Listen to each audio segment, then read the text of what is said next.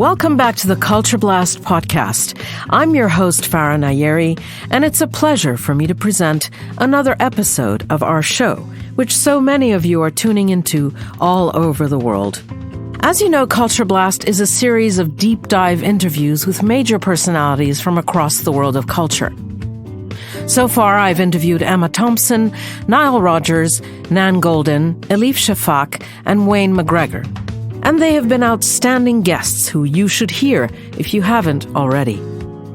I now bring you another international superstar, the Chinese artist Ai Weiwei, whose art is very much infused with activism.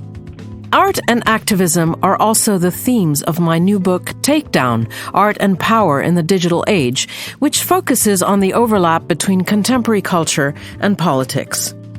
We will also discuss Ai Weiwei's beautifully written memoir, 1,000 Years of Joys and Sorrows, in which he tells the story of his father, the great Chinese poet I Ching, and himself, both of them artists who have been persecuted in their homeland.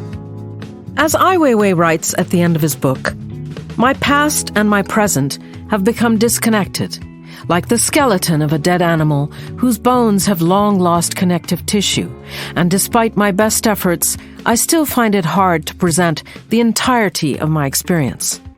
This same puzzle is found in my art. As with someone trekking at night through the rain, every step I take brings me closer to the place I want to go. But where is it I want to go?" This episode of Culture Blast was sponsored by AXA XL. Ai Weiwei, thank you so much for accepting this invitation and being my guest on Culture Blast. A very warm welcome to you. Thank you so much. Weiwei, I first met you in 2010 when you filled the Turbine Hall at Tate Modern with 100 million porcelain sunflower seeds, each of which had been hand-painted. And I remember walking on the bed of seeds on the press day when it was still allowed and sitting on the seeds next to your adorable 18-month-old son, Ai Lao, and his mother. Then in 2015, I interviewed you for the New York Times. You just left China for London to open your major exhibition. Then in mid-interview, you took my picture with your mobile phone and later posted it on Instagram. And one of your many followers said, "But who is she?" Which, of course, is a very good question. Weiwei, here's my first question to you in this podcast. After spending a few years in Germany and in the UK, you're now living in Lisbon, and you seem to like it. How's life for you in Portugal, and what do you like about Portugal? Well, first, so nice we can have a talk. And yes, I moved to Portugal. It's about 2 years during the whole pandemic. I spent most of the time in here. And before that, I never come to Portugal. And basically, I know very little about this piece of land. And once I arrived, it was summertime, bright sunshine. This sunshine reminded me of my childhood. Oh, yeah. When I was in Gobi Desert in Xinjiang. Yeah. Every summer have strong sunshine, and the color of the sky is also just the same. Okay, if I can find a location here, I would like to settle here. And, it's very simple decision.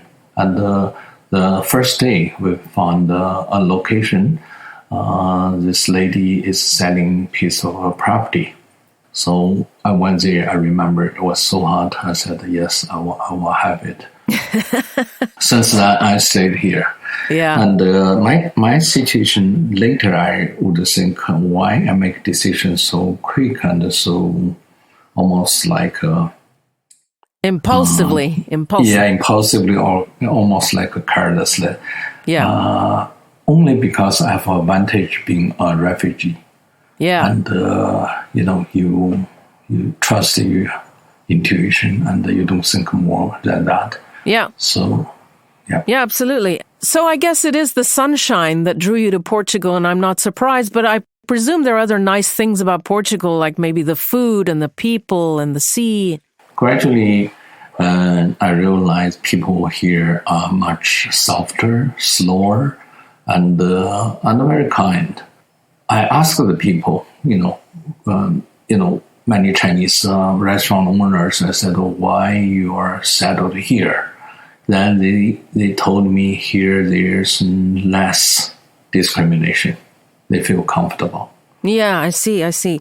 But of course, the last couple of years have been incredibly tough for all of us here living on the planet. And I presume they've been difficult for you because of this pandemic. And of course, you made a documentary about the pandemic called Coronation, which came out in 2020, very early on, looking at China and Wuhan and all of that.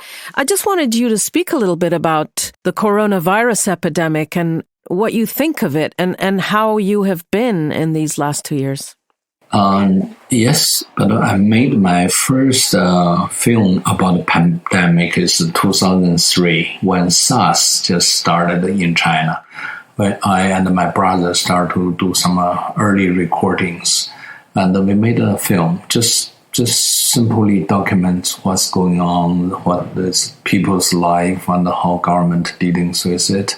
It's so when this pandemic happens, I was in Rome to directing this Turandot opera. Right. So daytime I was in the theater, and nighttime I talked to people in China who I know for a long time, and they were my studio members. So I said, you are in Wuhan and you are in lockdown. Why don't you start to make recordings? And so I have to teach them how and use what kind of equipment. And finally, we have the film. Yeah, I mean, you basically directed it from a distance because you can't go to China, right? That's right. Also, it's a bit secretly because, I don't want people to know there's someone going to make a film about this. Sure, of course, yeah. But I mean, what do you think of, how have you been in these last 2 years, and what do you think of the coronavirus epidemic and the role of China, or, could this have come from anywhere? I mean, what are your thoughts? Well, they are still not clear about where this come from, even after millions of people lost their life, and still about we're still in there, in pandemic. Shanghai facing a very severe lockdown in past weeks, and still nobody knows when that will stop in China. Yeah, and how have you been health-wise, your family? I would say I have been doing very fine. I have been very productive. We had 3-4 documentary films comes out, and I have made many art shows.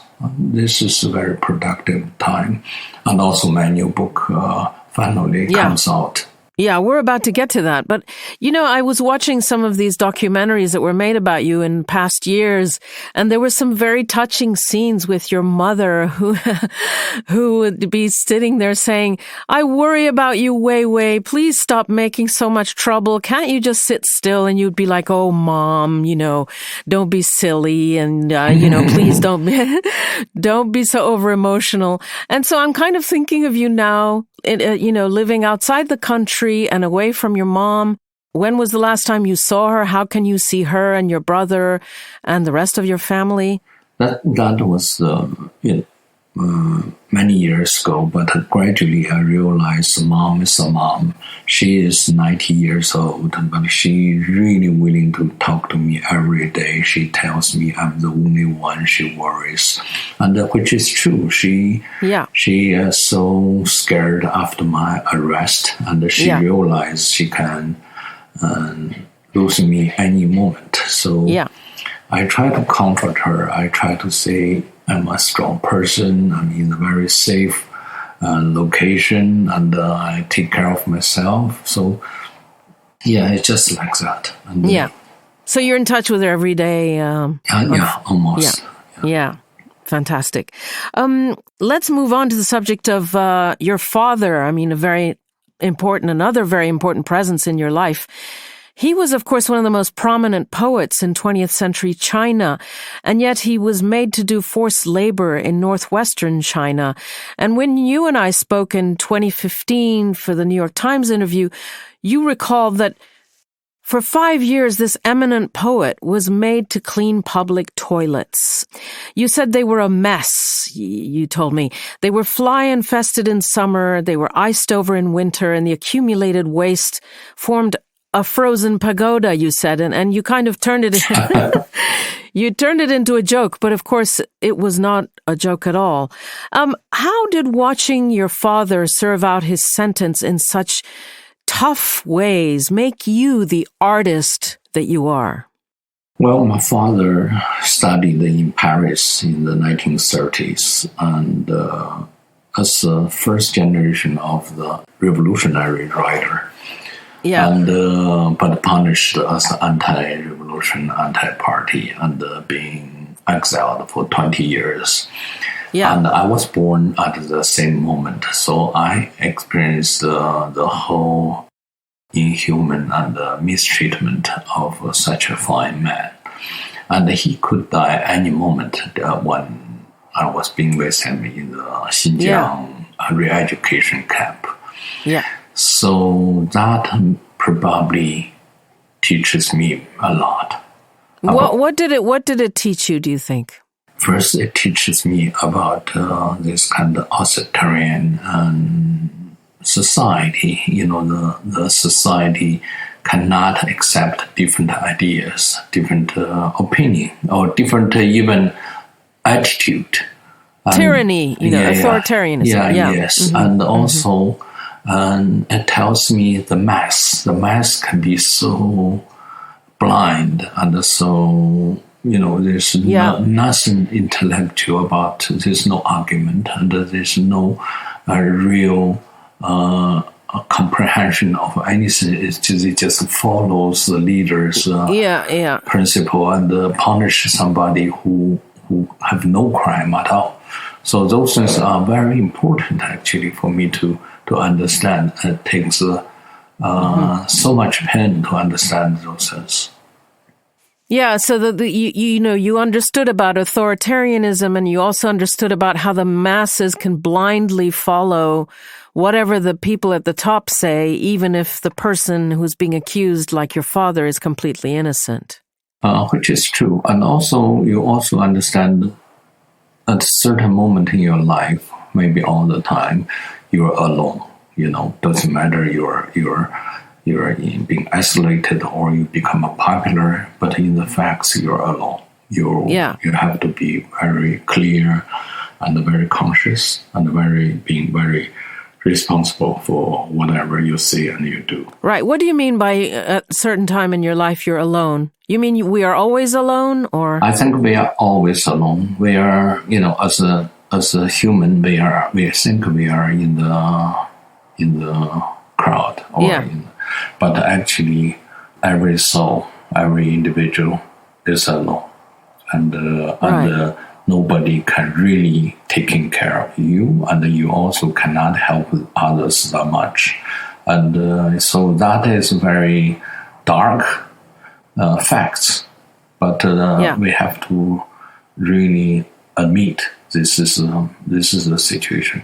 All right, so what that means is that your whole life, from when you were a very little boy, you realized you had to look after yourself? Oh, yeah, that's very essential. You not only look at yourself, but you have to take care of your spiritual being. So that means you have to make your own judgment, and you have to speak out of your inner truths. You're trying to defending the individual rights, and that's what I have learned. Mm-hmm. Yeah, I understand. And this memoir of yours, which came out a few months ago, it's very well written. You're a talented writer as well as a talented artist, and your father was also good at both things. When he lived in Paris in the 30s, as you say, I think one of his paintings was shown at the Salon des Indépendants, so he was painting, even though this man was a poet and a great writer, very famous Chinese poet and writer. So he could paint very well too. Often as human beings, I think we end up resembling our parents, even if some of us don't want to. Do you feel like you sometimes or always are walking in your father's footsteps? Well, this is very ironic that maybe my father is a person I never really want to assemble. I never really want to follow his footsteps because it's so unfortunate, so painful, and to see him in such a misery life. Yeah, almost it's not possible to accept to be as an artist. So I start to learn art still because that's the only possibility for me to avoid the mainstream propaganda. So I'm hiding in the art, but ironically, very late I realize my art become even more political, and I cannot hide it. I have to become almost like a fighter or a soldier to do exactly the same as my father did. Exactly. Yeah. I mean, that was my next question. You are an artist and not an activist or a politician. But so, I mean, there's something also about art that attracts you. It's not just a place where you could hide. It's your talent. You draw beautifully. You're an architect. You have 100 different talents in the visual arts. But I mean, what is it about the visual arts that attracts you? Visual art is about how you look at the outside, the world with your own language, your own narrative, and that takes long experience, and also it's not something you can learn. You have to live through it.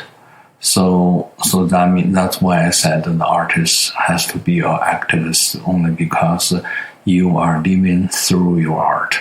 You are not just a talent to present one work, which can be called art. As an artist, you're first, as human being, you experience all the joys and sorrows of the human society, and they're trying to develop a language and skill. So this is that's how art works. Yeah. As a journalist who's been following you for a number of years, I've always thought that one of the most important components of your art is empathy. Whether it's in the installations you dedicated to the more than 5,000 school children who died in the 2008 Sichuan earthquake because their school was made of terrible, shabby material, or whether it's the powerful documentary you dedicated to the refugee crisis in 2017, which was called Human Flow, it seems to me you often use art to show compassion for fellow humans. And not all artists do that. I mean, there are artists who, they just portray their, personal life and their breakup with their boyfriend or girlfriend, or, their sex life, or they look in the mirror, they're narcissistic, they do self-portraits. Why is your artistic language so much about empathy and about other human beings? Well, if I look at art, I realize that's the best tool to defend humanity. Defends human dignity. So nothing better than that. The dictators, that's why they hate art, they hate poetry, they hate writers, only because that's something they can never challenge. When something come out which can defend humanity and can come out a language, they will never have equivalent weapon to destroy it.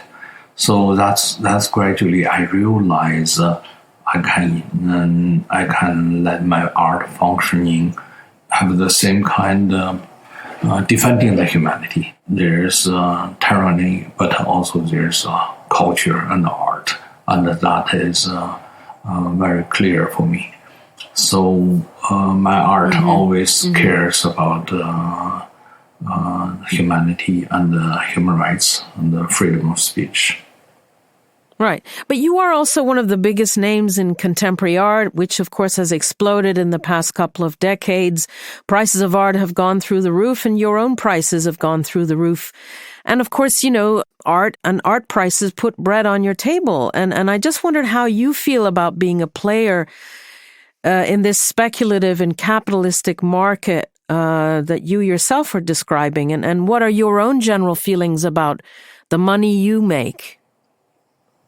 I think money is just a tool, basically it's, you can buy your liberty, or you can be as a cage, you are locked into so-called money. Yeah. So I don't think money can give me a meaning to my art. And most of my work has nothing to do with money, but the market selects their way for very strange reason. And it sells, and sometimes sells high, but I still think, use my father's words, just live a good life, to give a right message, and to fight for what you believes. And the other sense will come as wind and go gone with wind. It's nothing going to left. And I don't really care about those things. And with money or without money, I'm still going to doing okay. So I hate to say use money measurement about art. I think it's killing art, and it's not the right or not very... Not the right approach, you think? Yes, and a very bad, I think a bad picture there. Yeah, got it. Let's rewind a moment to very, very difficult, challenging moment you lived through, which is probably the climax of your book, I would say. In 2011, you spent 81 harrowing days in detention in a tiny, secret location in China, watched over by guards in everything you did, including taking a shower. I mean, everywhere you went in that tiny space, you had these guards watching over you. And it was a soul-destroying experience that you recreate very vividly in your memoir, but you also recreated in a 6-part diorama that hundreds of thousands of people, museum goers in the West, saw at the Royal Academy, at the Venice Biennale a number of years ago. And when you were enduring that experience, you decided, I need to write a memoir, a book, to make sure that my son Ai Lao is aware of what his father lived through, but also of what his grandfather lived through. And so this has produced the wonderful memoir I was referring to earlier on, which was recently published, and once again I recommend to listeners. But the question that lingers with me is has that trauma not left lasting scars in you, psychological scars? Like, how can one come out of that experience not being, traumatized for life, wounded, scarred? I think there always a scar, but very often you see when a bone was broken, when it's healing, that broken area become even growing stronger. Right. So my healing message is to openly discuss matters, any matter. I am always willing to discuss any matter, politically or artistically, and not only in China but also in the West. So that's the only way help me to growing, if you talk about growing or surviving, maybe that's better words. So I did the same way to present the 81 days, the darkest possibility. And because I had to let people know what is really going on, what you have to face in when you're in such a condition. So that's almost like revenge. The only revenge an individual can get towards authority is to speak out the truth and the facts, to present the facts and speak out the inner truth. So I think I tried my best, and Maybe that's why I'm still alive, That's why they let me out, because they think this guy is just impossible. You cannot really change him a bit. Well, sure, but I mean, on a personal level, and I don't mean to get too personal, I mean, this is something that leaves major scars that one requires therapy for years, I mean, that's what I mean. I mean, as a human being, how affected are you by this? Because it's something you can't really control, and writing about it or making a diorama is not going to cure you in that sense. Well, I don't know how well I've been cured. Maybe I'm still in the deep psychological trauma. Right. That, we all in some kind of mental condition we cannot really clearly describe. But that's a given condition, so... Yeah. What can you do? Right, I understand. When you and I spoke in 2015, I did ask you how, because you were just coming out of China. I said, how would you continue your practice outside of China? Because in my mind, I thought at the time you can take Ai Weiwei out of China, but you can't really take China out of Ai Weiwei. What do you think now that it's been? Is it true? Yeah, which is true. And it's true. Normally we say out of sight, out of mind, but China is never out of sight. So no. And so, I mean, the work that you've done since then, you've done a lot of work. You just, finished directing Turandot at the Rome Opera, as you were saying. And so many other exhibitions and works have happened since then. But reflecting on these 7 years that you've spent outside of China, how would you describe your art practice now? Well, still trying to find out right position. When you have a bad night of sleep, you would turn this way and turn that way. You adjust your pillows and whatever. I'm always in that position. I never really settled. I never really, my mind or my body, or it's always trying to adjust myself. So as a result, something may be called as art, or I really thought all my work can be called art, but it's hard to find another vocabulary to describe them, because there certainly is a self-expression, and certainly can build up some kind of communication, and certainly it can not really accepted by the existing traditional aesthetics, but rather to yell out for its own voice. So I don't know. But since I'm still alive, so still maybe have a few more years. So let's see. Well, you're a young guy. I mean, a few more years. You got many more years. 60 is the new 40. Ai Weiwei. Wow. But I mean, you have been making a lot of art in the West. But I guess it always somehow refers back to China, would you say, or?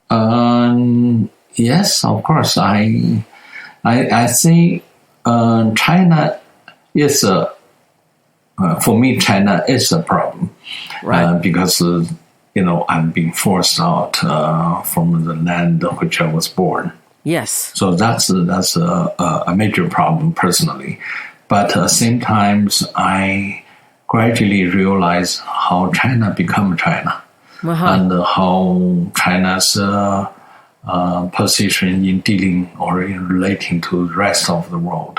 So I have a much larger picture to look at China. Yeah. And of course, that will draw different conclusions. But still, so since I'm learning and I'm very observing and I'm trying to really clearly understand what's going on. Right. Let's go back to the discussion about your art. I mean, your art has always been political and activist because you grew up in a tyranny and because you are the son of who you are. the fact is that, I'm sure you've noticed, contemporary art in the West nowadays is more activist and political than ever. It's something I write about in my book, Takedown, which you kindly read and commented on.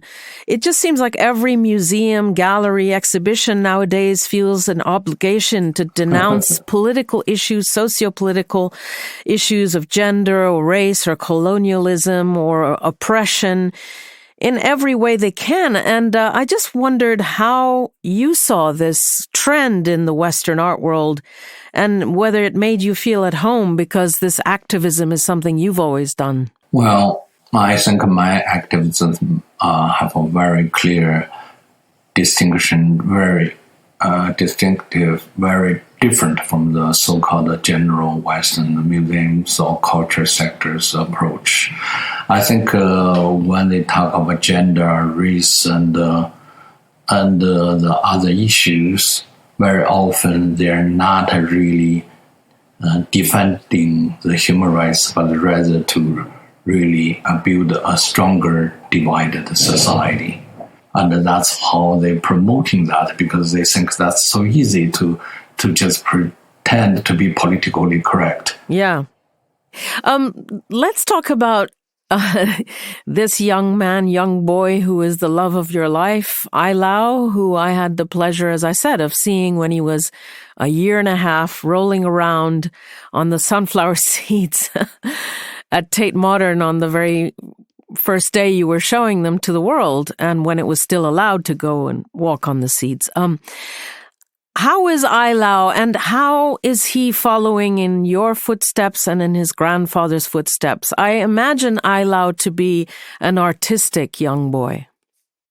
Well, in his annual report, his art has a lower grade than others. His best is history and logic, and even German. Oh wow! So okay. I feel proud of him. I said yes, certain class he just let it pass. Not to pay too much attention. This is you have to really do what you have to do. Certain skills is absolutely needed for anybody to survive. Absolutely. So, and he is doing okay, I guess. I'm never encouraging him to do anything like art or poetry, but he's balanced. He has seen so much, and with me, we went to refugee camps, we went to Mexico or Israel or Brazil, everywhere. So he has seen quite a lot. But I have to understand, I don't want him to be like me or like his grandfather. He has, the new generation are facing very different world. And I don't know how they survive. It's really, they have to find out their own way. Well, sure. But I mean, when growing up as your son, there is a certain trajectory that he couldn't avoid, really, and that is fascinating to him. I mean, does he have artistic skill? I mean, I imagine he's strongly, I think he can do better than me. If you talk about a skill. Really? But of course, he doesn't have same kind of background or understanding, but he's is very skillful. So he can draw very well and paint and all that stuff. Oh, yes, he can find his own narrative. That's most important, yeah. Well, we'll be watching him and watching you, of course, for many, many more years. But I also wanted to ask you, Weiwei, how you feel about the fact that you can't go back to China. How much of an injury that is for you to live through. Well, I think the worst thing is the language. And, I'm using a foreign language to talk to you and talk to others, which only can really not fully represent me, but maybe 20% or even less. So I'm struggling with that. I'm not a skillful swimmer in this language ocean. So And that's the situation. But the rest, I'm fine. I've been spending 40 years in China. I don't need to spend a second more. So. Fair enough, yeah. And I just wondered what projects you've got lying ahead and what, major productions you'd like to involve yourself in. I mean, you've done a lot in your life already. Well, I think I need a rest, actually. Yeah. I always question, how many should a person do or why we have to do that, and is this effective or not? So I always questioning about those things. Yeah, but you never stop at the same time. I mean, even if you had the opportunity to rest, I don't think you would take it, right?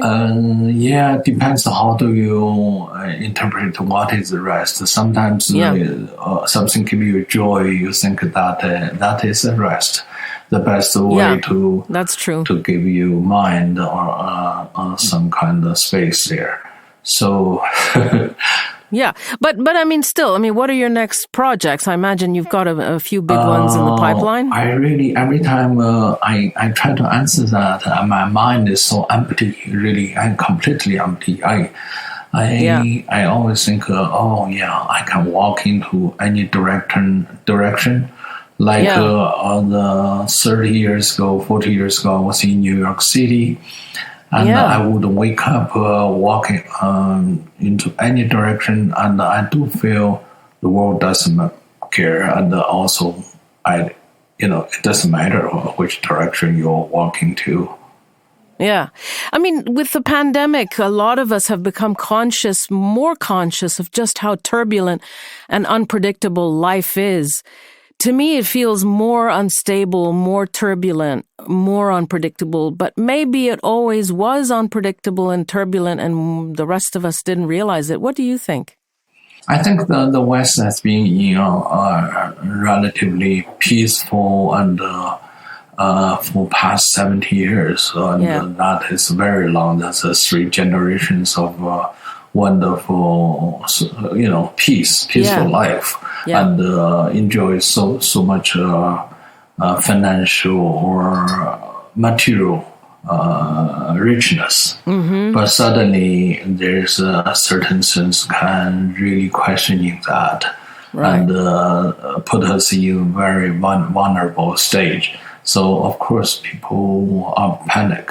And I think there's a reason to do that. That means our understanding about human life are still very shallow and limited, and it can change. It can change to much worse condition, and could be crisis. More crisis happen. Yeah. Well, I mean that's not very reassuring. Weiwei. Yeah. I also wonder what you think of the contemporary art world. You've discussed it to some extent in the sense that you talk about the capitalistic aspects of it. But I also wanted to know how you feel about artists, your fellow artists in the contemporary art sphere who are very successful and who are very talked about. Do you think that you are living among a great generation of very talented artists, or do you think artists have been corrupted by the whole money thing? How do you feel about this community that you're a part of, this elite community called contemporary art?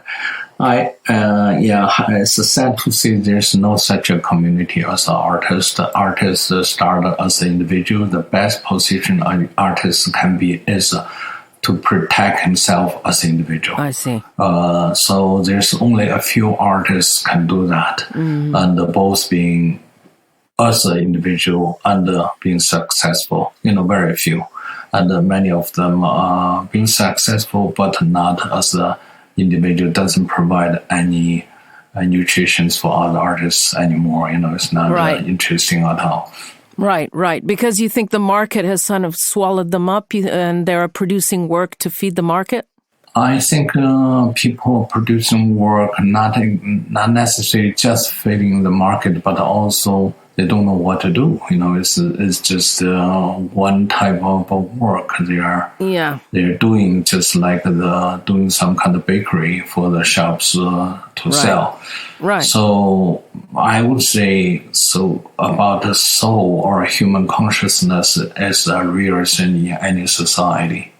Okay, but so what if somebody says that about you, Weiwei, saying, "Oh yeah, Weiwei is always producing this kind of work and he's now part of the big art star system"? I'm just playing devil's advocate. There are people who, Yes, it could be true. I think we need more argument. We need more criticism. We need someone like you write this book and, to really discuss those matters. Right. The society only can be healthy when there's more discussion, more question, and a more subversive argument. Okay, well, I'm going to try and carry on asking questions. Weiwei, we're coming on to the end of this wonderful conversation. I just wondered what you do in Portugal in your spare time, like for instance, when you have a little bit of leisure time, what do you get up to? Well, I'm so far behind because I need to do some physical work to pull out those grass and to fix the road. There's so many things that I need to do, and for too long I miss the physical work, and that make me not healthy. Not only body not healthy, but spiritually not healthy. I see. So you need to mow the lawn and stuff like that? Yeah, actually just use hands to pull out those grass. It's better use machine. And I don't use a dishwasher. I don't use, I like to wash my clothes by hands. I do feel nice. I do feel that's my modern or my classic meditation to just clean my, my socks and underwears, my hands. That's my God. That's really pleasant for me. So, okay, well, I could not end on a funnier note. The picture of Ai Weiwei doing laundry, I think that's going to be the one that laundry by hand, I might add. I don't trust the machine. Just pull a button, then everything getting clean. And after I take out, I will smell it. I feel a little bit, I'm just a very old timer on that. You are, and long may it continue. Ai Weiwei, I wanted to thank you so very, very much for joining me on this personal podcast of mine. It's so pleasant to talk to you. I never realized you're such a good interviewer. Your voice is so clear. I'm flattered. Thank you so much. And I do hope that we will continue having conversations for many more years to come. Thank you, Weiwei. That's very nice. Thank you. Have a good day. My thanks go to Ai Weiwei for accepting this invitation to Culture Blast. If you liked this episode and the ones that came before, do make sure and subscribe so you'll never miss a show. And please share the link far and wide so others can listen. This podcast would not have been possible without the great Karina Pierre-Rochard, executive producer and co-founder of Culture Blast, and the great Ben Eshmaid, who produces this podcast to such incredible standards. I will be back soon with another great guest. That's a promise. This episode of Culture Blast is sponsored by AXA XL, the property and casualty and specialty risk division of AXA. AXA XL understands and supports collectors, museums and galleries with its expertise and passion for art by offering comprehensive insurance coverage and risk consulting services to help protect and preserve art for future generations. Visit axaxl.com to find out more.